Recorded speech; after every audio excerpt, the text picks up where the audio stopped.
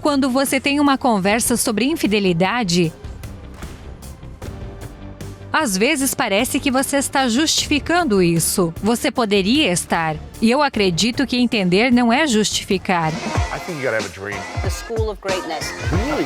Yeah. Please welcome Lewis Howes. Repensando a infidelidade. A maioria de nós nunca fala sobre isso, né? Como se fosse um assunto que a gente evitasse sempre, né? Que é assustador para discutir. Mas você está dizendo que a gente devia pensar e falar mais sobre isso. A coisa interessante é que não é porque você não fala sobre algo que isso não existe. E se eu perguntar a audiências em todo o mundo desde 2009, quando comecei a pesquisar este livro, quantos de vocês foram afetados pela experiência da infidelidade? Cerca de 80% das pessoas levantam a mão. Isso significa que eles eram filhos de pais infiéis, ou eram filhos nascidos de um caso em uma história de amor, ou eram irmãos, ou eram amigos que consolavam um coração partido, ou eram amigos que ouviam as confidências de alguém que está no turbilhão de um caso, ou são a terceira pessoa no triângulo. É sistêmico. Mas o tópico da infidelidade, que historicamente foi condenado, é praticado historicamente, envolto em segredo e vergonha, e, portanto, mantido muito, muito silencioso. E, infelizmente, não é útil para as milhares de pessoas que lidam com isso. Então, passei os últimos anos trabalhando com centenas de casais que foram destroçados pela experiência de um caso e de infidelidade nos Estados Unidos e no exterior. E eu pensei que podemos fazer melhor. Então, qual é a definição de infidelidade? Ou como deveríamos defini-la? É pensar em estar com outras pessoas? É flertar? Qual que é o limite? Qual a fronteira? Qual a definição? A definição continua se expandindo. Essa é a primeira coisa. Já não se trata apenas de engravidar outra pessoa. Com os métodos contraceptivos de hoje, a definição se ampliou para incluir coisas como assistir pornografia, bater papo, receber massagens com um final feliz, continuar ativo em aplicativos de namoro quando você está se envolvendo com alguém de forma mais constante, reconectar-se com ex-parceiros no Facebook. É algo bastante incerto e muitas vezes fica a critério das pessoas definirem isso. Mas há 3 elementos principais que, para mim, tornam isso mais claro para definir. A primeira coisa é que geralmente está organizada em torno dos segredos. O elemento constitutivo da infidelidade é o segredo. Quando não é um segredo, quando é consensual, é uma história completamente diferente. O segredo está no cerne da infidelidade. Então, quando seu parceiro não sabe, não está ciente... Isso mesmo. Então, E é claro que hoje você precisa se perguntar o que deve ser compartilhado e o que é privado. Qual é a medida entre privacidade, segredo e transparência? Então, o segundo elemento é um tipo de envolvimento emocional em algum grau. Mesmo que seja breve, ainda há envolvimento emocional. Exige esforço fazer algo que não significa nada, certo? Portanto, a qualidade desse envolvimento com a pessoa, com o sexo, com os seus sentimentos. E então, o terceiro, que é realmente o mais importante, que é uma alquimia sexual. O elemento da alquimia sexual não é o sexo. Sabemos que a maioria dos casos não se trata de sexo, mas sim de desejo. Agora, desejo por quê? Desejo de ser desejado. Desejo de ser visto, de se sentir importante, de ter a atenção de alguém. Alguém que se importa com você. Desejo de se sentir vivo. Desejo de reconectar-se com partes perdidas de si mesmo. Muito mais importante do que o sexo em si. Aquele beijo que você apenas imagina dar pode ser tão poderoso quanto horas de ato sexual. A mente é o órgão sexual mais importante. Esses elementos, segredo, envolvimento emocional, alquimia sexual, que se interligam, são os 3 elementos centrais que constituem a infidelidade. Mas hoje, como não temos instituições religiosas nos dizendo que é o pior pecado, fica a cargo de nós e de nossos relacionamentos dar sentido a isso, defini-lo. Saber onde estarão nossos limites com nossos parceiros. Saber quando ultrapassamos esses limites. E se for sobre pensar, sobre lembrar, sobre fantasiar enquanto você está com seu parceiro.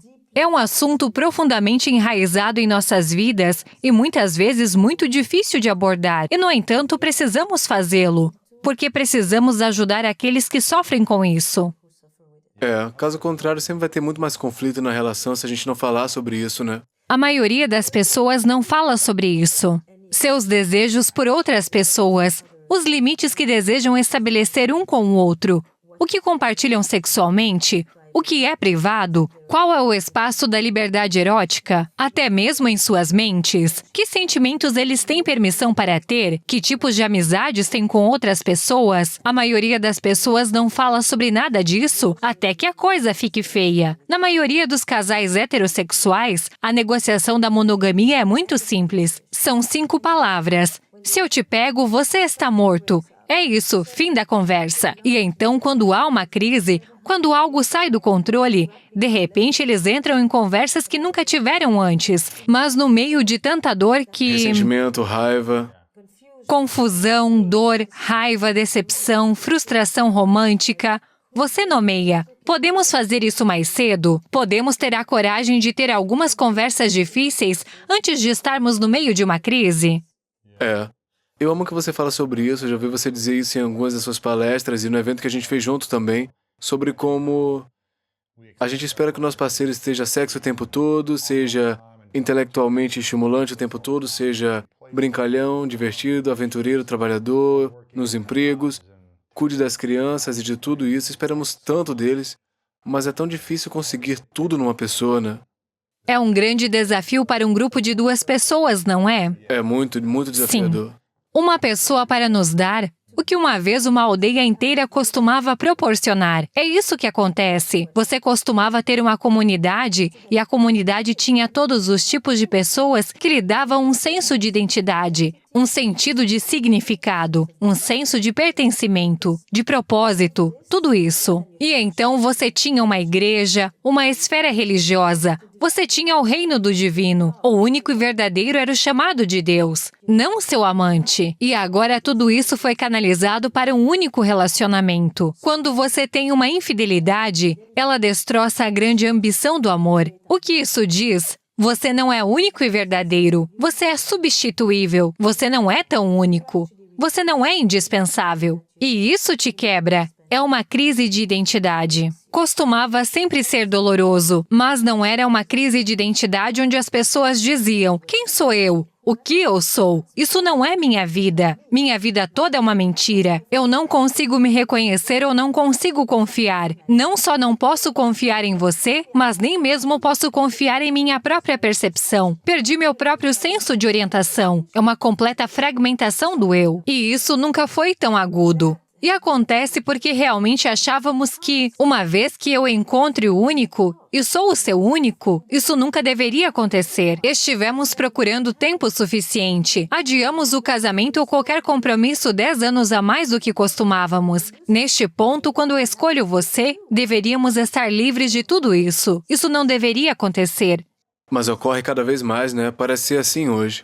Principalmente porque as mulheres estão diminuindo a diferença de gênero em relação à infidelidade. As mulheres, pela primeira vez, também têm a possibilidade de escolher com quem desejam estar. Elas não enfrentam mais o risco total de divórcio e não correm o risco de serem excomungadas da igreja. E elas têm algum tipo de independência econômica que lhes permite cuidar de si mesma. Não estão com tanto medo de cometer um de erro, perder algo tudo. assim, né? Elas costumavam ser propriedades dos homens. A infidelidade tem sido praticamente uma licença para os homens ao longo da história em todo o mundo. Porque, mais uma vez, ele tinha esse Eles poder, tinham o privilégio. tinha dinheiro, pois é. É isso. O privilégio masculino permitia que os homens fizessem isso quase impunemente. E então, tínhamos todos os tipos de teorias que surgiram para explicar. Enquanto os homens são naturalmente aventureiros, são os conquistadores e não foram feitos para a monogamia, enquanto as mulheres foram feitas para a monogamia. As teorias atendiam ao status quo da estrutura de poder, mas isso é realmente verdade? Então não sabemos se isso realmente acontece, porque depende da definição. O que sabemos é que quando se trata de sexo, homens e mulheres mentem. Homens mentem se gabando, exagerando, inflamando, porque a pressão social sobre os homens homens sempre foi a de que se mostrar mais viris quando se trata de sexo. E as mulheres mentem negando, minimizando e subestimando, porque a pressão sobre as mulheres sempre foi de se proteger, e elas precisam minimizar isso. Minimizando. Uau. Não temos números. E os números variam de 30% a 70%. Depende da definição. Como assim? Números de pessoas que traem. 30% das mulheres? Não. 30% da diferença entre homens e mulheres hoje é de 3%, 4%. Sério? Neste Praticamente é país. mesmo. Uau. Mas talvez 6%, 7% de diferença. É realmente uma diferença pequena. Mas a coisa interessante é que, dependendo de como você define isso, você está indo de 30% a 70%. 90% das pessoas diriam que é terrivelmente errado mentir sobre traição. E a mesma quantidade de pessoas diz que é exatamente o que elas fariam se estivesse do outro lado. As pessoas são bastante inconsistentes sobre isso. O que sabemos é que isso dói muito. É uma violação de confiança. É uma traição e as pessoas precisam de ferramentas para se recuperar, para se curar e para amar novamente, confiar. E precisamos entender melhor por que isso acontece. Por que as pessoas fazem isso? O que isso significa? Se você aconselhasse alguém que entrou numa relação no último mês ou recentemente, que acabaram de entrar nessa relação, né? Você os aconselharia a terem conversas desde o início, uma vez que percebem que vão se comprometer um com o outro e tentar serem monogâmicos ou esse tipo de coisa? Você diria para eles começarem a falar sobre essas coisas mesmo quando é amor de início, quando é um momento romântico? É hora de falar sobre isso? Quando se fala sobre isso? Essa é uma pergunta fantástica, porque no começo você não quer falar sobre isso porque não quer dar azar. E depois você não quer falar sobre isso porque não falou antes. E então você está procurando o momento certo para falar sobre isso. E então, quando você traz o assunto mais tarde, a pessoa diz: "Você tem pensado nisso o tempo todo e não me contou? Você fez algo?" Então agora eu já estou desconfiado. Por que você está falando? Olha, eu acho que o mais simples para as conversas difíceis é integrá-las como parte de tudo isso. Quando você fala sobre relacionamentos anteriores, você pergunta: você já teve o coração partido? Já deixou alguém de forma péssima? Já mentiu para alguém? Já traiu alguém? Já foi traído? Já se reconciliou com alguém que traiu você?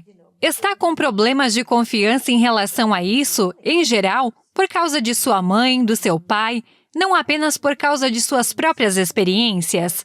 A infidelidade é uma conversa como você fala sobre intimidade, como você fala sobre outros relacionamentos. Então, quero dizer, se você entra em uma experiência de negócios e está com um novo parceiro, você provavelmente diria: quais foram suas experiências com outros cofundadores? Quais foram suas outras experiências com parceiros de negócios? Você teve boas experiências? Esta experiência está sendo sobreposta por um divórcio ruim anterior? Em geral, quem você escolhe a seguir está sempre e por padrão relacionado ao que veio antes. De qualquer forma, então está bem ali. E então você diz: escuta, não é porque estou pensando nisso ou porque quero fazer isso. É porque, na verdade, quero te conhecer e quero que você me conheça. Então, é uma conversa também. Quando você ama, qual é a sua experiência com exclusividade? O ideal romântico torna essa pergunta proibida. Porque uma vez que eu encontrei alguém único e exclusivo, e essa é a pessoa pela qual estou disposto a excluir meus aplicativos, e essa é a pessoa pela qual parei de procurar, você é agora a pessoa que me cativou a ponto de eu parar de buscar. É isso. Meu medo de perder está resolvido. Não importa que existam outras 1000 pessoas lá fora. Você me escolheu. Então, como vou dizer a você? Sabe de uma coisa? De vez em quando, ainda penso naquela pessoa. Ou em meu ex, ou tenho atrações. Isso é normal. Escolhemos não agir com base nelas. A monogamia é uma prática. Não é um dogma e não é natural. É uma escolha. É uma prática que exercemos porque escolhemos um certo relacionamento em que queremos estar.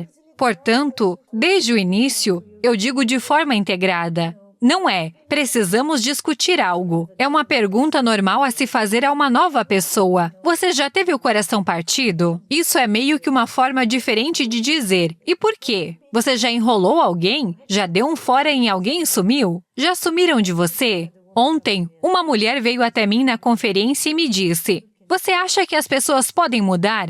Eu disse: "Quantas vezes? Ele fez isso uma vez? Ele fez isso 6 vezes? Qual é a história?" Ela disse: "Ele não para." E eu disse: "Olha, isso está te consumindo neste ponto. Eu te entendo. E não é como se eu tivesse que te fazer 5 perguntas. Está te consumindo muito. Há quanto tempo? 2 anos. Mas ela tem um filho de um relacionamento anterior. E então ela disse: "Mas ele deve estar sofrendo de algo." E eu disse: "Agora você vai cuidar dele. Além disso, você vai apoiar. Você está prestes a ter a sua autoestima desmoronando sob você. Em algum momento, você diz não, não, porque está apenas esmagando sua confiança." Ou você aceita isso, né? Esse é o seu relacionamento, eu acho que é isso que você escolhe. Se certo? isso é o que você escolhe. Mas ela não estaria vindo até mim para Tava com o coração dizer a partido, pergunta dela. Ela não conseguia falar. Quando você vê isso, você sabe que não está com alguém que diz: "Eu conheço o meu homem. É assim que ele é. Não importa para mim, porque sei que sou a rainha dele." Ok, mas não. Estamos em uma história completamente diferente. Então, como alguém recupera a confiança? Porque a gente estava falando sobre isso, né? Como recuperar a confiança e a comunicação aberta se alguém foi infiel ou machucou outra pessoa por alguns anos, uma relação, e você sente que não está funcionando. É interessante porque você está me fazendo essa pergunta e ainda assim, como um modelo incrível, você já falou sobre algumas de suas experiências de abuso. Então você conhece essa pergunta. Como deixar alguém te tocar, se aproximar de você, sem sentir que vão te prejudicar? Eles entendem a diferença entre o toque carinhoso e o toque prejudicial, permitindo-se sentir prazer novamente. Se entregar sem pensar que quando você não está em guarda, nada de ruim vai acontecer. É bem desafiador. Certo? Mas é a mesma trajetória. Certo? É como se você começasse a... Antes de tudo, neste caso, você é uma criança versus um adulto. Mas você espera que não seja porque uma pessoa te machucou que você perca a fé na humanidade. Você espera saber que há pessoas que não são prejudiciais, que realmente são boas, que se importam e amam. Você provavelmente realmente confia com os olhos mais abertos.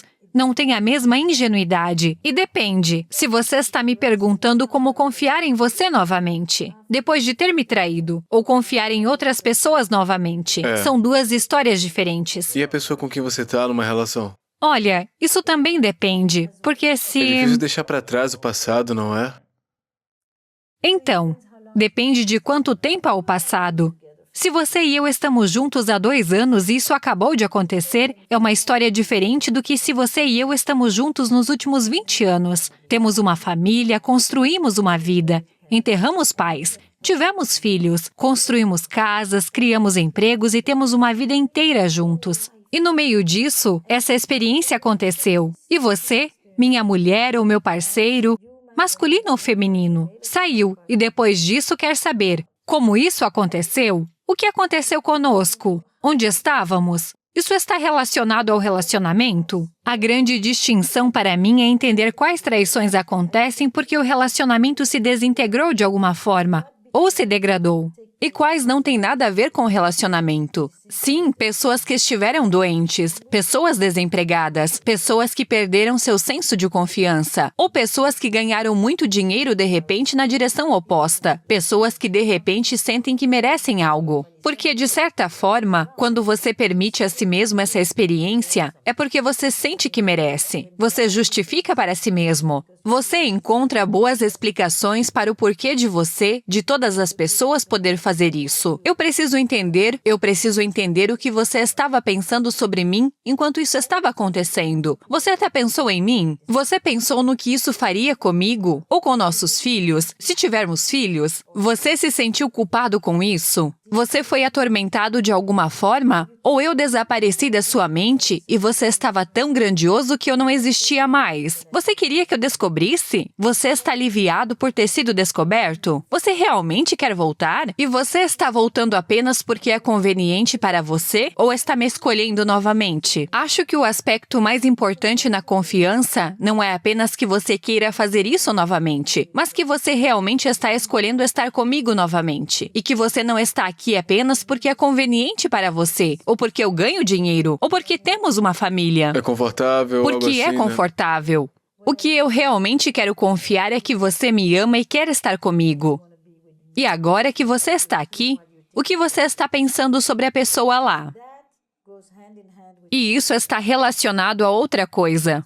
Acho que isso é provavelmente a coisa mais importante sobre a mágoa e a quebra de confiança. É quando eu venho até você e digo, sinto muito. Sabemos de qualquer trauma que é o infrator que vem reconhecer o que eles fizeram. Se o perpetrador não é capaz de reconhecer, e não estou chamando essas pessoas de perpetradores, mas sabemos na experiência que quando você machuca alguém, nada ajuda mais do que a pessoa que te machucou dizer, eu sinto remorso e me sinto culpado por te machucar, mesmo que eles não sintam culpa pela experiência do caso em si. E talvez você ache que o caso foi uma das melhores coisas que você experimentou em muito tempo. Ou você foi a mãe e a esposa nos últimos 7 anos e não teve um minuto para pensar em você mesma e sentiu que tinha morrido completamente por dentro. E pela primeira vez você reconecta com sua própria sensualidade e vivacidade. E lembra que você é mais do que apenas uma mãe e uma esposa, por exemplo. Então, você pode pensar que isso foi realmente importante para mim, mas mesmo assim, o que isso significou para você e o que isso faz para o seu parceiro são duas coisas diferentes. Então, o meu reconhecimento desse remorso e dessa culpa é essencial. É o primeiro passo.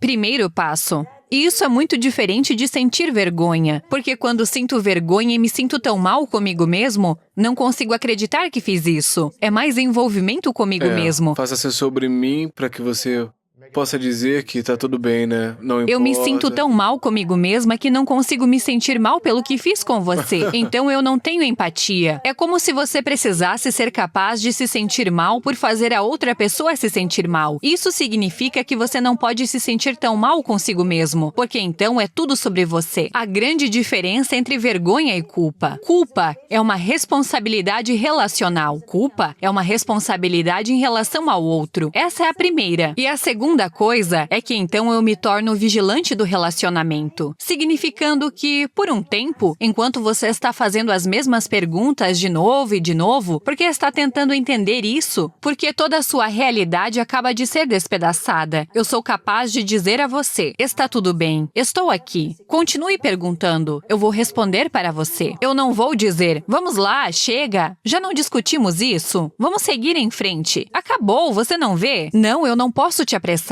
Eu tenho que te dar o espaço para fazer sentido, ficar com raiva, me empurrar, me puxar até nos acalmarmos lentamente. E há um período assim, dessa crise aguda, em que você simplesmente não pode apressar. Você precisa passar por isso porque é da natureza da besta. É um processo. É um processo. Ninguém vai racionalizar imediatamente e seguir em frente. Pode levar Você tempo, não né? Para algumas pode. pessoas isso pode levar anos, né? Você já trabalhou com pessoas que levaram anos para confiar de novo, né? Mas sabe, mesmo quando você diz confiar totalmente, confiar em quê? Vi um casal recentemente, na verdade, na semana passada, e eu disse, você ainda deixa seus filhos com ele, vocês têm dinheiro juntos, compartilham uma casa. Enquanto sua mãe estava no hospital no último ano, ele continuou indo vê-la toda semana. Ele ainda está ajudando financeiramente seu irmão alcoólatra. Você confia nele em muitas coisas. Não é uma confiança única e categórica. Você não confia que ele realmente terminou a história com essa mulher, porque você sabe que ele se apaixonou por ela. E você está certa em não confiar nele. Você está certa, porque ele ainda não confia nele mesmo. Ele vai levar algum tempo para voltar. E este período é um período muito ambíguo para vocês dois, onde está tudo muito instável, porque você o quer de volta, mas sabe que ele ainda não está completamente de volta. E ele quer voltar, mas sabe que não está completamente lá. Mas você confia nele em muitas outras coisas, e você também precisa se lembrar disso. E ele levará alguns meses, porque ele tomou uma decisão. Ele quer voltar, ele acredita no que vocês construíram juntos. Mas sim, por um momento ele estava pronto para ir embora, e meu trabalho é segurar isso. Oferecer estrutura, calma, tranquila, e basicamente tentar não fazer ninguém tomar decisões precipitadas. Porque quando seu sistema límbico é sequestrado, é melhor não tomar decisões sobre sua vida. Apenas esteja Você está em modo reptiliano. Em suas sessões, o que você encontra como a raiz da maioria dos divórcios ou separações é a infidelidade ou outra coisa? A infidelidade está lá em cima, mas ela é a consequência ou a causa? Essa é a pergunta que você quer fazer. Em alguns relacionamentos, os casos são o golpe final para um relacionamento que já estava morrendo. Já estava morto. Isso foi apenas a saída. E em outros relacionamentos, o caso, na verdade, é um sistema de alarme que tira as pessoas de um estado de complacência, onde pela primeira vez em muito tempo, elas percebem: meu Deus, é melhor eu prestar atenção, tenho tanto a perder aqui. Então ele pode salvar ou quebrar um relacionamento.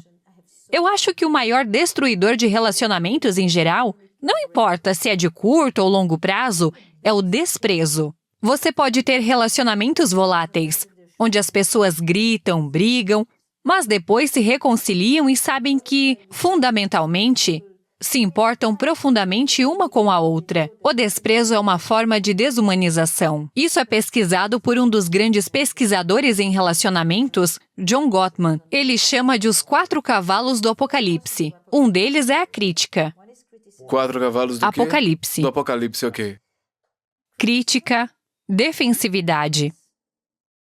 É como, toda vez que eu digo algo a você, você não pode simplesmente dizer, isso faz sentido, ou me conte mais, ou deixe-me tentar entender isso, ou sinto muito. Esse é um mau hábito meu. Não, eu constantemente me defendo e contra-ataco. Coloco de volta em você. Crítica é, eu não posso simplesmente dizer, eu quero que você faça isso. É como, você teve que deixar isso aqui de novo? É como, você está fazendo isso de propósito, certo? Eu já tive que te dizer 5 vezes, eu não quero aquele iPad na mesa aqui. Você não pode simplesmente pedir algo em vez de fazer um julgamento sobre a pessoa inteira, porque a crítica é um desejo velado. E por trás da crítica, há algo que eu quero de você.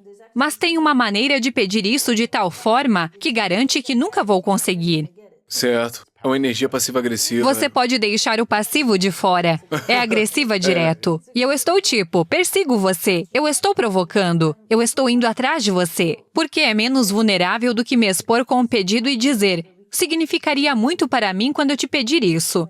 Que você fizesse isso. E às vezes eu já te pedi isso 2 ou 3 vezes e começo a ficar mais e mais chateado. Mas na época em que as pessoas vêm até mim, muitas vezes pediram muito gentilmente por anos antes. Eu não vejo isso porque normalmente as pessoas procuram um terapeuta tarde no jogo. Então, defensividade, crítica, recusa em dialogar, tratamento silencioso, eu falo com você. Você olha para cima. Está em outro lugar. Eu não consigo obter uma resposta. Você se retrai. Você retém tudo isso. E o desprezo é esse olhar. É esse rosto que simplesmente diz, sério? Você pode, com uma expressão facial, literalmente reduzir alguém a nada. E eu acho que esse é provavelmente o fim da linha. São os 4 destruidores das Esses são os relações. 4 destruidores. Mas o que as pessoas acham que leva ao divórcio é que elas não conseguiam se comunicar. Mas o motivo pelo qual elas não se comunicavam era porque elas estavam fazendo uma dessas 4 coisas.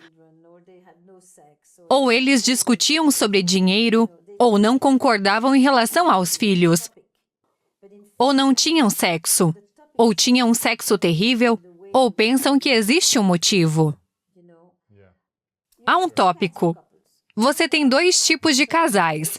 Aqueles que estão um contra o outro com isso, no espaço negativo. Eles têm alto conflito ou são evitativos, muito evitativos. Isso é, todos foram para algum lugar. E muito conflito é isso. É escalada sobre escalada. Nessas 2 dimensões, esta é a morte de um casal. Então, qual é o relacionamento perfeito? Um pouco ágil, um pouco evitativo? Sim, é isso. Há conflito. Você resolve. Você se move novamente. Você se aproxima. É algo dinâmico. O afastamento é tipo, quando foi a última vez que você teve uma conversa sobre algo? Qual foi a última vez que se tocaram? Quando foi a última vez que se olharam nos olhos? Quando foi a última vez que vocês conversaram sobre algo diferente e o que precisa para ser planejado para amanhã? Nem sempre é negativo. É apenas o afeto que vai embora. O calor, o amor, a vitalidade, a vivacidade. Isso escapa. Quão importante é o o toque, sexo, abraço, beijo, quão importante é isso para uma relação prosperar? Porque você escuta muito sobre casamentos que dizem, olha, a gente faz sexo uma vez por mês, uma vez a cada 6 meses. Eles estão morrendo se não tem essa intimidade? A intimidade e o sexo nem sempre são a mesma coisa. Você pode viver sem sexo. Dá para viver sem Sim, sexo? mas você não pode viver sem toque. Se você não for tocado como ser humano, você fica irritado, agressivo, deprimido. Sabemos que crianças que não são tocadas têm distúrbios de apego. Somos pessoas que se alimentam de toque. Sexo é algo diferente porque as pessoas tiveram sexo. As mulheres fizeram sexo com homens como dever conjugal por séculos e não sentiram nada. Isso não significa que seja uma boa experiência. Então, eu não me importo com números. Não me importo com frequência ou números de orgasmos. O que você quer é a qualidade da experiência. Isso é o erótico. O quão divertido é? O prazer. O prazer é a medida, não o desempenho. Essa é uma ótima frase da autora maravilhosa chamada Emily Nagoski. Eu acho que o toque é essencial. O humor, o toque, a brincadeira e a curiosidade contínua. E o interesse em quem é outra pessoa. Do que se trata? O que ela está pensando? O que ela sente? O que ela olha? O que a interessa? O que a leva? Apenas para que você não seja apenas uma função de uma pessoa que tem alguns trabalhos que você precisa realizar. O toque, contato pele a pele, olhar nos olhos um do outro, um sorriso, um momento em que você para e apenas absorve um ao outro. Esse é o lubrificante de um relacionamento. O resto pode ser uma boa parceria. Você pode ter boas parcerias. Você pode ter relacionamentos que são mínimos em sexo porque perderam o interesse porque tem isso em outro lugar, porque estão doentes, porque tem... Há todo tipo de razões, mas depende se uma pessoa realmente sente falta disso. Se uma pessoa anseia por esse tipo de conexão e enquanto a outra diz, se eu nunca tivesse isso, está tudo bem. Então você deve prestar atenção, porque a perda do erótico é uma perda real. Não é sobre o sexo, é sobre o que o sexo lhe dá acesso. Por exemplo, conheço muitos caras com quem trabalho. E se ela diz que tudo que ele quer é sexo, e não são todos eles, mas em profundidade, você entenderá e sei que esse não é o ponto. Eu sei que, para esse cara, o sexo é quando ele realmente se permite ser tocado, porque ele não é necessariamente um cara tocante fora disso. O sexo é quando ele pode ser carinhoso. E ela diz, a única vez que ele é realmente íntimo é no sexo. E ela diz isso muitas vezes de um lugar de eu gostaria que ele fosse íntimo comigo em outros momentos também. E isso faz todo sentido. Mas eu também sei que esse é um cara que provavelmente foi ensinado pelo código masculino, seu código masculino, no qual ternura, vulnerabilidade, entrega, ser cuidado, onde você só pode experimentar isso no sexo. O sexo se torna linguagem, a porta de entrada para todos os outros sentimentos que não são reconhecidos no código masculino, a menos que tenham sido sexualizados. Então é claro que ele quer sexo, mas não é o sexo que ele quer, são todas as outras coisas às quais o sexo lhe dá acesso. Se ele quisesse apenas fazer sexo, ele poderia encontrar isso. O que ele quer é a conexão com o seu parceiro, seja homem ou mulher, é com essa mulher.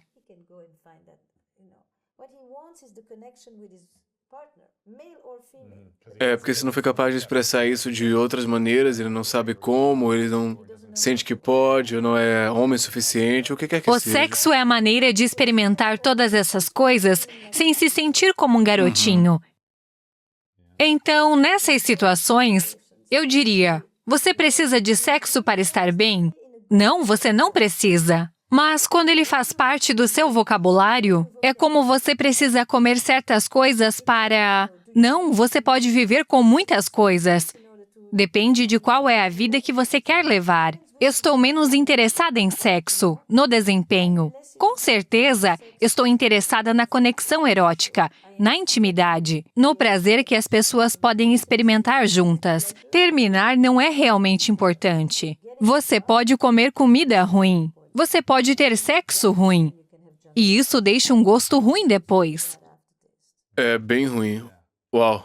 Em suas sessões principalmente com casais ou é com um dos parceiros? São casais Ambos. ou indivíduo? Qual a porcentagem de infidelidade entre homens e mulheres? Você está dizendo que é mais ou menos 50%, ou ambos estão chegando lá, ou depende? Acho que a diferença está diminuindo. Em todos os lugares que você olha, as diferenças estão diminuindo. E isso significa que não são necessariamente os homens que estão fazendo mais. Mas sabemos que as mulheres estão saindo de casa pela primeira vez. Elas também estão indo para conferências. Elas têm empregos fora de casa. Você precisa ter um certo espaço para... Isso é o que ele tinha. Acho que talvez o que precisamos acrescentar é como, porque precisa ser dito. Quando você tem uma conversa sobre infidelidade, às vezes parece que você está justificando isso. Você poderia estar justificando. E acho que entender não é justificar. Entender não é justificar. Sim, tentar entender algo não é uma maneira de torná-lo correto. E não condenar algo não é uma maneira de aprovar. Porque acho que algumas das pessoas que estão ouvindo aqui precisam ter isso muito claro. Estamos falando sobre isso como se fosse um assunto, da mesma forma que quando você fala sobre abuso. Ao falar sobre, ele se torna um assunto de conversa, enquanto outras pessoas estão Certo. sentindo dor no estômago. Claro, é. Vejo casais, vejo parceiros no relacionamento. Um deles, e vejo outros parceiros de negócios que também lidam com traição. Quero dizer, essa não é a única traição, e pessoas cuja confiança foi violada. E então os temas. Por que eu queria escrever um livro sobre infidelidade? Porque eu acho que você aprende sobre resiliência e força ao observar as piores experiências que as pessoas podem ter. Você aprende sobre confiança ao estudar a traição. Aprende sobre fidelidade e lealdade ao estudar a infidelidade. Você aprende sobre como as pessoas se recuperam ao observar o que acontece quando estão na pior crise. E essa é uma das piores crises que os casais podem enfrentar. Uhum. Qual foi a maior lição que você aprendeu pesquisando e trabalhando com esse tópico durante os últimos anos? A maior coisa que você aprendeu sobre si ou sobre a humanidade no geral? Sim, existem 3 coisas, acho que se destacam. Na verdade, 3 coisas que se destacam. 1. Eu também, por muito tempo, pensei que casos só aconteciam em relacionamentos problemáticos. Se você tem tudo o que deseja, não deveria haver motivo para procurar em outro lugar. Então, comecei a ouvir cada vez mais pessoas chegarem ao meu consultório e dizerem: eu amo meu parceiro. Estou tendo um caso. Da mesma forma, quando escrevi Sexo no Cativeiro, as pessoas diziam: eu amo meu parceiro, não temos sexo. E eu pensava: se você ama, você deseja. E agora pensei: se você ama, é fiel. Então essa ideia de que nem todos os casos são sintomas de relacionamentos em desordem, que pessoas em relacionamentos felizes também traem. E não é por causa do parceiro ou por algo no relacionamento. A outra coisa aqui, e isso me levou à segunda coisa, é que você sempre precisa olhar para a infidelidade de uma perspectiva dupla. No cerne dos casos está a traição e a mágoa, mas também há anseio. Anseio por uma conexão emocional, anseio por intensidade, anseio por uma sexualidade diferente, anseio por se reconectar com partes perdidas de nós mesmos, anseio para de repente se sentir vivo, porque as pessoas se permitem sentir mortas por dentro. O que isso fez com você e o que significou para mim, você tem que ser capaz de entender ambos. É uma maneira muito mais útil de ajudar as pessoas. Tudo isso que você está falando, o anseio por desejar outra pessoa, ou uma experiência diferente, ou algo do passado, ou tudo isso. Como a gente consegue essas coisas com o nosso parceiro? Se a gente está tentando sentir isso, que estamos perdendo Diga de essas coisas novo. com eles. Mesmo que a gente ame, alguém chega até você e diz assim: olha, eu amo meu parceiro, mas eu estou perdendo essas coisas. Sim. Como não perder essas coisas ou criar nas nossas relações pessoais? Sabe quantas vezes eu digo às pessoas, me diga algo. A pessoa que está nesse outro relacionamento é essa que volta para casa? Quer dizer, aquela com quem você é parceiro. Namorado, namorada, marido, esposa, não é tão charmosa e atenciosa. Quando você prepara sua mala e voa, e escolhe cuidadosamente as roupas, e se prepara, e não leva o trabalho consigo quando vai. Mas quando você volta para casa, fica o tempo todo no telefone e traz as sobras. Não é quase tão atencioso, é muito menos charmoso. Seu humor desaparece. E então você me diz que sua esposa é entediante. Ou seu marido é entediante. E você? Quem é você aqui versus quem é você lá? Não quem são eles, quem é você. Então essa é a primeira coisa. É tipo, o que aconteceu com você para deixar isso escapar de você? E o que torna difícil trazer isso de volta para o seu próprio relacionamento? Por que disso? Por que isso? Muitas razões diferentes pelas quais as pessoas se negligenciam de alguma forma. Certo, porque lá você pode ser uma mulher tão livre.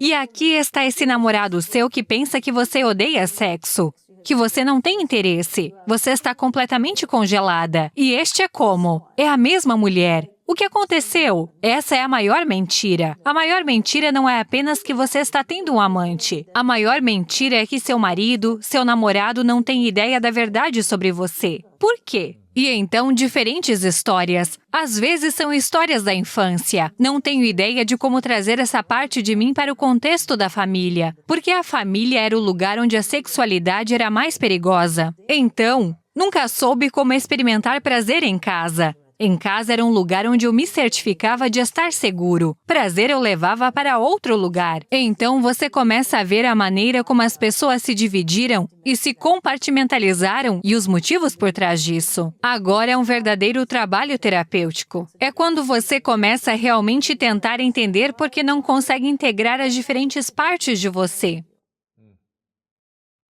É como a ideia de estar sempre namorando na relação, é como tentar ser uma pessoa charmosa e não esquecer disso. Como você entrou no relacionamento, não se esqueça, é meio que esse conceito. Não sei se é sempre como estar namorando, mas com certeza, os casais eróticos são casais que mantêm um nível de atenção um no outro. Eles não se dão por garantidos. Eles flertam, são físicos, continuam a brincar um com o outro. Eles Pra criar criam o desejo. desejo. Quer dizer, não apenas ficam. É uma coisa incrível ver o quão atentas as pessoas são aos seus projetos criativos, à sua arte, aos seus negócios e como muitas vezes são negligentes até mesmo com um encontro noturno. É bom, mas o que você traz para um encontro noturno? Eles saem através dos movimentos, é algo criativo. Você faz algo... Olha, sabemos que se você faz atividades familiares com seu parceiro, é muito agradável e cria um verdadeiro senso de conforto, voltar e repetir coisas que você gosta. Mas sabemos que se você quiser trazer excitação para um relacionamento, precisa de novas experiências. Você precisa que esse relacionamento seja um em que você saia da sua zona de conforto. Descubra algo. Explore viajar, mas não precisa ser apenas viajar para o exterior. É viajar, é se levar a novos lugares, a novas experiências juntos. E toda pesquisa apoia isso. E também gera testosterona. Aliás, isso é o trabalho de Ellen Fisher. E se você olhar para isso, metaforicamente ou biologicamente, faz todo sentido no mundo. O crescimento envolve exploração, envolve curiosidade, envolve descoberta. Sabemos disso. E envolve correr risco. Sabemos isso nos negócios. E não é diferente nos negócios da intimidade, se você quiser chamar assim. Uau! Você faz algumas dessas coisas? Claro, a gente faz, com certeza. E se não fizermos, minha namorada, ela sempre me lembra da gente tentar algo novo. Se a gente está uma semana ou duas em que a gente faz a mesma coisa, como ir ao cinema e comer no mesmo lugar, ela fala, vamos tentar algo novo. Eu penso, a gente precisa fazer isso. Na verdade, ela é boa nisso, porque às vezes eu estou muito focado, né? Na minha visão, no meu trabalho, e eu não consigo parar. E é confortável apenas fazer a mesma coisa e não pensar em criar algo novo, mas eu consigo ver a diferença naquela criatividade e singularidade. Quando a gente faz algo diferente em oposição à mesma coisa, eu consigo sentir desejo, curiosidade. E então testosterona. você disse obrigada. Quero dizer, a diferença. Uma pessoa diz, é tão bom, quero dizer, eu não teria pensado nisso. Eu adoro quando você me leva, você me lembra. E em seguida, eu não me importo de fazer isso se me sinto apreciada por isso. Porque é aí que a sorte se tornou meu papel. E por alguma razão, tenho mais disponibilidade no meu espaço mental para pensar nessas coisas. E desde que eu saiba que você realmente aprecia, que você valoriza isso, que está participando não apenas para me fazer um favor, então vou ter mais e mais ideias. E vou manter isso por anos. E nós estudamos casais eróticos. Quero dizer, isso não é desconhecido. Sabemos que existem pessoas que mantêm uma certa faísca. E isso não tem nada a ver com quantas vezes eles fazem amor, mas eles estão envolvidos um com o outro. Eles gostam da companhia um do outro mesmo após décadas. Eles ainda se acham interessantes. O que mais a gente deve saber sobre isso? O que é que a gente Eu deve... queria dizer mais uma coisa que descobri e que, para mim, era realmente importante, pois não está recebendo a devida atenção nos dias de hoje. Hoje em dia é sobre você consertar ou terminar. Você termina. Não está bom, você sai. Você pode fazer melhor, você sai. Você não está feliz ou poderia estar mais feliz. Você sai. E acho que as pessoas que realmente querem ficar após uma infidelidade em seu relacionamento, muitas vezes são julgadas e desdenhadas. O que há de errado com você? Você deixou ele te pisar. Você deixou ela te controlar. Isso também é assustador, né? Como se seus amigos estivessem pressionando Você nem pode conta fazer para melhor. eles. A maioria das pessoas que conheço não conta para os amigos. Se sentem culpadas ou fracas Sim. ou algo assim, né? Sim. Você abandonou o cachorro na calçada. Esqueça tudo o que aconteceu. Isso mesmo.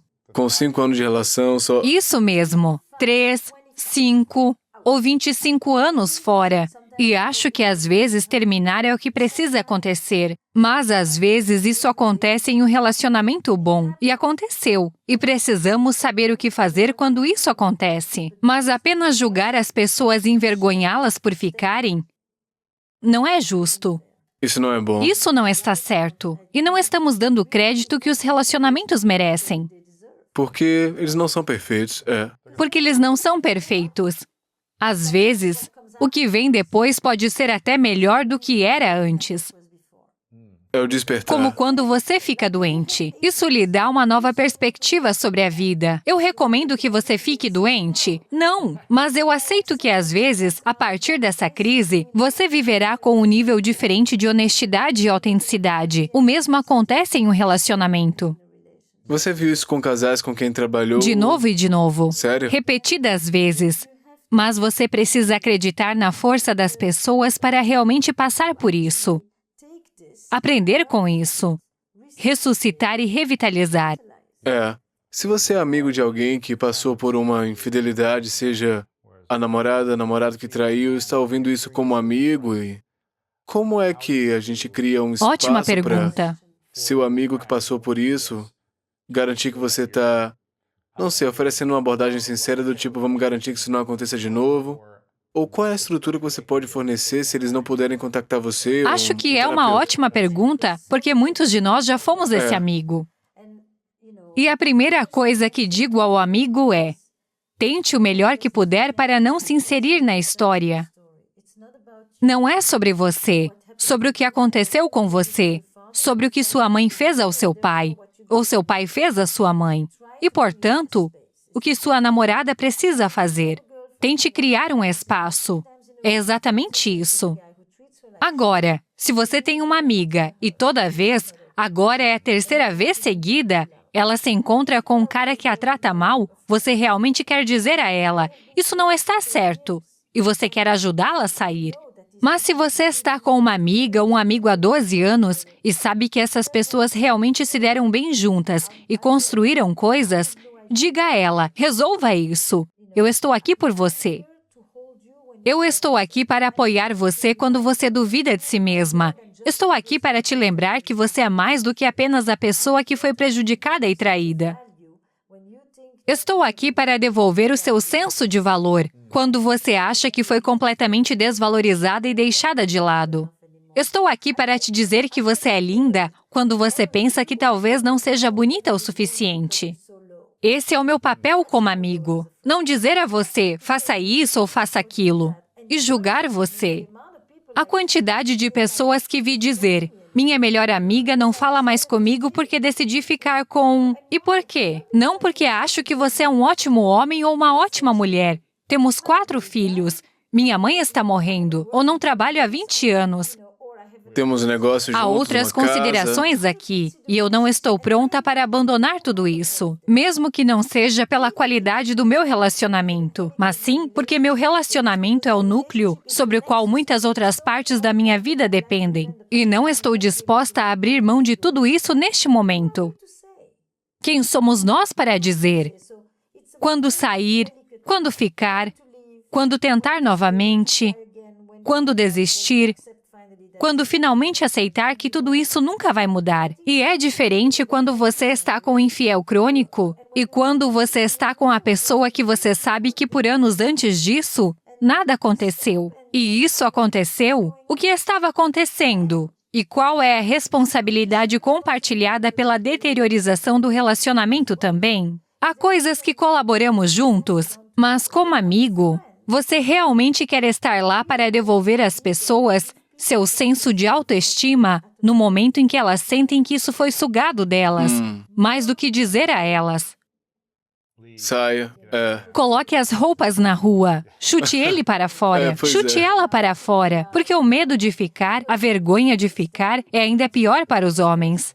Oh, meu Deus, sério? Sim. Então, quando os homens... Porque entendemos que, historicamente, as mulheres estão acostumadas a serem traídas. Elas precisam ir embora agora porque finalmente têm a escolha de fazer isso e a possibilidade de ir. Mas o cara que fica, que tipo de homem é você? Fraco. Ele instantaneamente se sente emasculado. Ele é fraco. Ele permite que ela passe por cima dele. Ele não tem coragem. E toda a sua masculinidade é instantaneamente posta à prova. E ainda mais quando você vai para culturas latinas e mais tradicionais. Lá é como se chifres não existissem em uma mulher. Certo. Então, como o amigo de um cara poderia ajudar quem foi traído?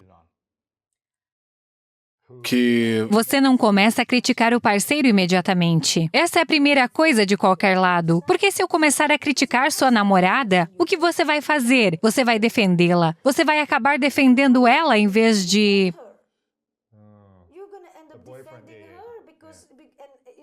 Ela não é tão ruim assim, pois Você é. vai ficar com raiva dela. Eu fico tão... como se tivesse acontecido comigo. Eu estou até mais bravo do que você. Então agora você está preso em um triângulo. Eu só preciso dizer, olha, cara, isso é horrível, isso é péssimo. O que aconteceu ali? E você acha que tem sido bom para ela? Você acha que ela tinha razões? Antes de começar a xingá-la, talvez a gente verifique um pouco aqui também. Sabe o quê? Parece que ela não está realmente afim de você. Ou ela tem problemas, ou talvez ela não te ame mais. Mas você tornou impossível para ela ir embora, porque vocês têm esse negócio juntos. E basicamente disse a ela que ela não vai ganhar um centavo quando sair. Se você ama alguém, deixe-os livres. Se eles te amam, eles voltarão.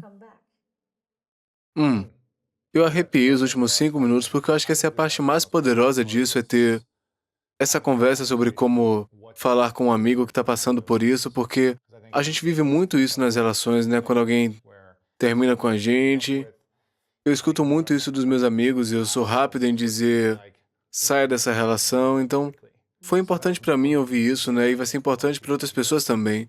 Então, se você tem alguém na sua vida que passou por isso, manda isso para eles, manda para os amigos, para que eles possam ouvir e abordar e poder criar esse espaço, porque eu acho que vai ser enorme, né? Especialmente mulheres, Acho que estão ouvindo coisas constantemente, se o cara tá traindo e abandonam logo o cara. Então isso é bastante poderoso. Existe Eu algo mais que a poderia gente falar tem por que... 2 horas sobre o que os amigos podem dizer. Porque todo amigo está nessa situação. O que eu sei é que não posso dizer quantas pessoas vêm dizer. Não posso falar com os meus amigos sobre isso?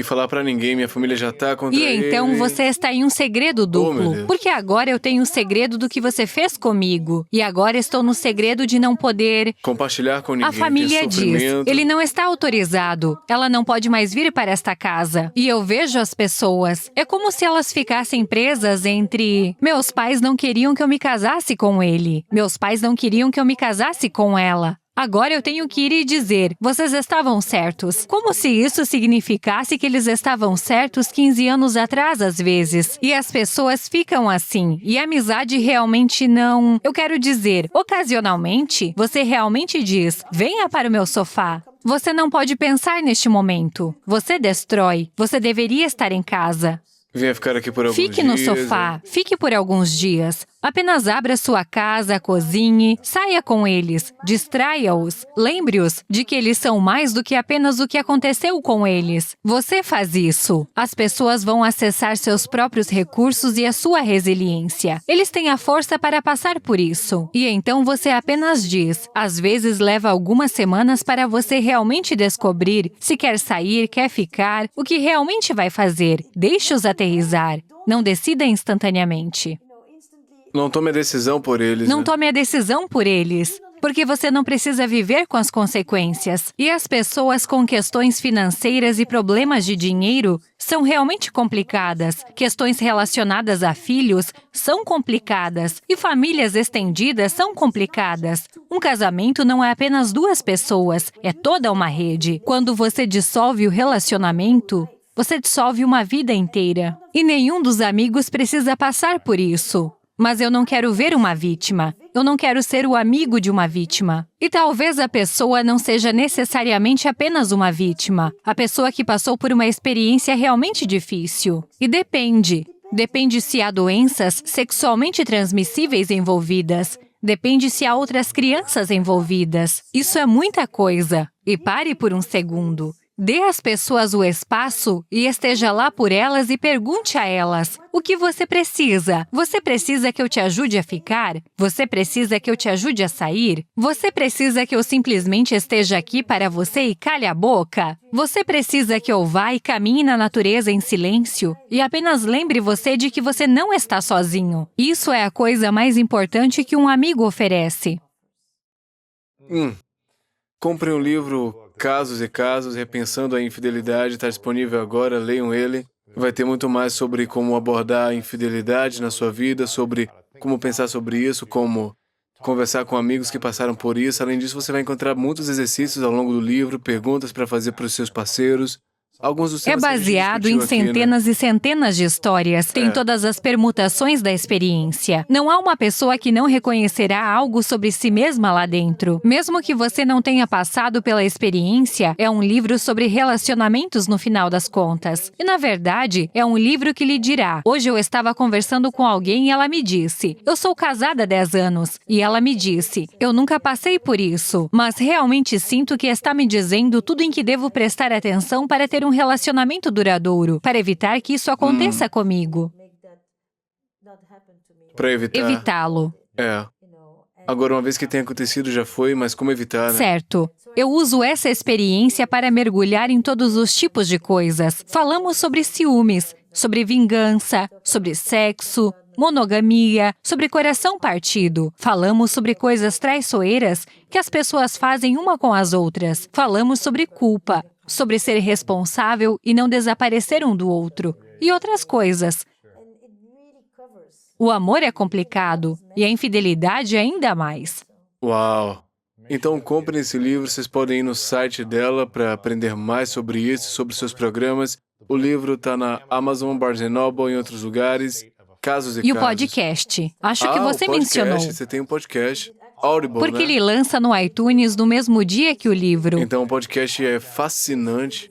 Como é que ele se chama? Qual é o nome Where dele? Should We Begin? Where Should We Begin? Baixem um podcast. Acho que já teve mais de 6 milhões de downloads no Audible. Está sendo lançado no iTunes agora. Baixem, porque são sessões em que você faz sessões de 2 ou 3 horas com... casais Editado em anônimos. meia hora. Editados em meia hora, né? Então são sobre sessões de meia hora que você faz edições com casais anônimos, né? Muito legal. Certo. Mas sessões da vida real. Não roteirizadas. É incrível. E você vai assistir, ouvir e perceber que está diante do seu próprio espelho. Eu ainda não ouvi. É algo emocionante para conferir, eu tô bem empolgado. E para ouvir com sua namorada, Legal, vocês claro. dirigem e ouvem juntos. É Incrível, muito né? Vai ser poderoso. poderoso. E traz à tona todas as conversas que vocês querem ter. Muito bom. Então garanto que vocês vão consumir isso e também no final vão haver informações sobre como podem conseguir uma cópia gratuita do livro Casos e Acasos, porque eu comprei várias cópias, então a gente vai fazer um pacote especial. Fiquem atentos a informações no final. Eu quero fazer algumas perguntas finais para você. Já te perguntei da primeira vez, mas eu vou te perguntar de novo, se chama As Três Verdades. Então, se esse fosse seu último dia daqui a muitos anos, você alcançou tudo o que quis, escreveu vários livros, e podcasts, vídeos, discursos, e ainda assim, por alguma razão, tudo foi apagado, então todo o seu conteúdo desapareceu, e você tem um pedaço de papel e você pode escrever 3 coisas que sabe que são verdades sobre todas as experiências da sua vida. E essas lições seriam tudo que as pessoas teriam para poder se lembrar de ti. O que você diria serem suas 3 verdades?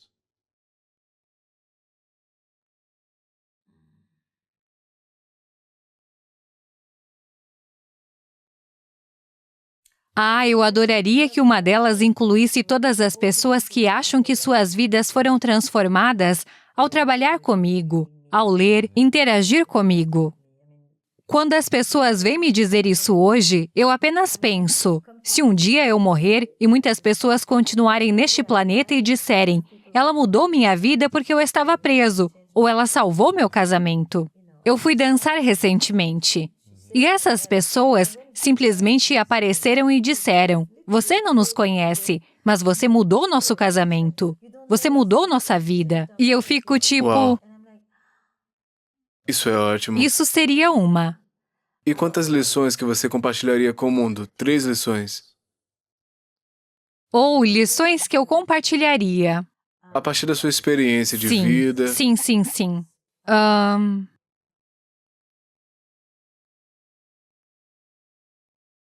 Você julga as pessoas por suas ações mais do que... E isso é um critério claro. O quão decentes são? E isso tem muito pouco a ver com quanto dinheiro eles têm, quanta educação ou qual partido político pertencem. É realmente a bondade de um estranho. Você não tem ideia de quem pode ser aquele que um dia estará lá por você.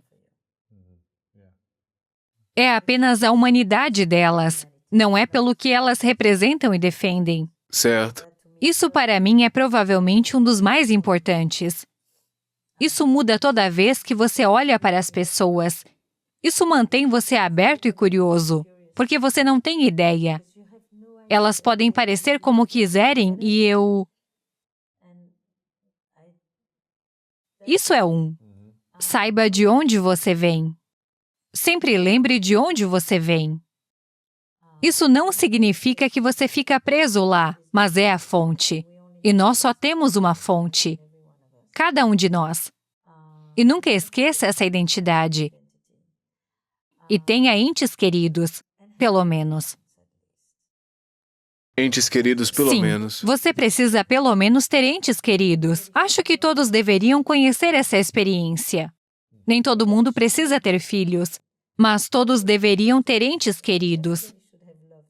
Claro. São ótimas. E antes de fazer a pergunta final, quero te agradecer, Esther, por ser um presente incrível para a humanidade, por ajudar pessoas a superarem a sua dor, confusão e angústia, e criar cura dentro delas em seus corações e a consertar certos relacionamentos, especialmente seus relacionamentos com elas mesmas. Então, muito obrigado pelo seu trabalho consistente que você faz Obrigada. há décadas ajudando as pessoas. Muito obrigada. Minha pergunta final é, qual a sua definição de grandeza? Deus! Ter uma vida plena. Uma vida completa. Isso significa o que quer que signifique. E para mim, significa coisas divertidas e interessantes, criatividade, dinheiro suficiente para fazer o que quero, um grupo robusto de amigos e ótimos relacionamentos com meu filho e com meu marido. Completa. Apenas sentir-se saciado. Se você tem uma vida em que se sente saciado, para mim, de qualquer forma, sinto que tenho grandeza, mas também poderia há 10 maneiras diferentes. É uma ótima palavra, porque você pode aplicar a grandeza a tudo. Certo. Neste minuto, foi o que surgiu. Esther, foi incrível. Obrigada. Muito obrigado. Foi muito bom, valeu. Portanto, a única coisa que não fez se tornar a conversa toda... Então, o que essa pessoa faz? É claro que essa pessoa diz, você não desconsidera todas as outras coisas. E com razão, porque foi desconsiderada.